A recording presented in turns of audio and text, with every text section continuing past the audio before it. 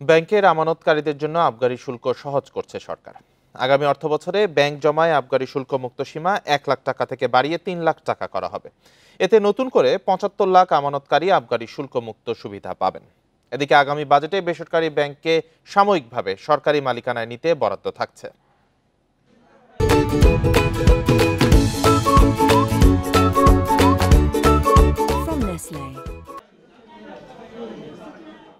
অর্থের নিরাপত্তা, সঞ্চয়, বিনিয়োগ সহ নানা প্রয়োজনে ব্যাংকে প্রতিদিনই বাড়ছে লেনদেন।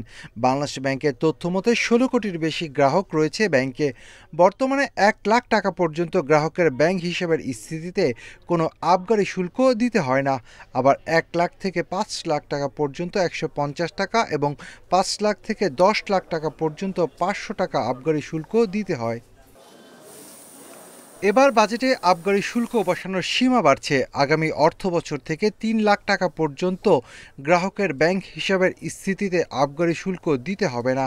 এছাড়া শুল্ক স্তরও পুনর্বিন্যাস করা হতে পারে। 1 লক্ষ টাকা থেকে 3 লক্ষ টাকা হচ্ছে পজিটিভ মুভ। এটা হয়তো কিছুটা হলো আমার মনে হয় লিকুইডিটি মার্কেটে আসবে। বাট মোর ইম্পর্টেন্টলি আমার কাছে মনে হয় যেভাবে টাকার মূল্যমান যেভাবে কমে গেছে, হয়তো অ্যাটলিস্ট 5 লক্ষ টাকা হলে ভালো হতো। গ্রাহকের আস্থা সংকটের পাশাপাশি চাহিদা অনুযায়ী টাকা দিতে পারছে না দুর্বল ব্যাংকগুলো। এমন অবস্থায় ব্যাংকিং খাতে নানা ধরনের সংস্কার ও সুশাসন ফিরিয়ে আনতে দুর্বল ব্যাংক একীভূত করাসহ বেসরকারি ব্যাংককে সাময়িকভাবে সরকারি মালিকানায় নেওয়ার ক্ষমতা দেয়া হচ্ছে বাংলাদেশ ব্যাংককে। এ খাতে বরাদ্দ থাকছে এবারের বাজেটে।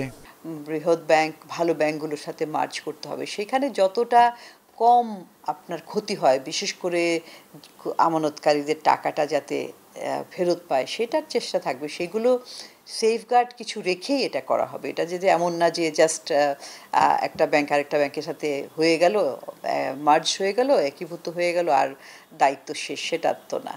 আওয়ামী লীগ সরকার টানা 15.5 বছর রাষ্ট্রায়ত্ত ও বিশেষায়িত ব্যাংকগুলোকে বাজেটের মাধ্যমে মোট 17,000 কোটি টাকা দিয়েছে। পরে বরাদ্দ দেয়া বন্ধ করে দেয় তারা। তবে অন্তর্বর্তী সরকার ব্যাংক খাতের জন্য বাজেটে বরাদ্দের বিষয়টি আবারও ফিরিয়ে আনছে। Shafil Alam Sujan, independent news, Dhaka.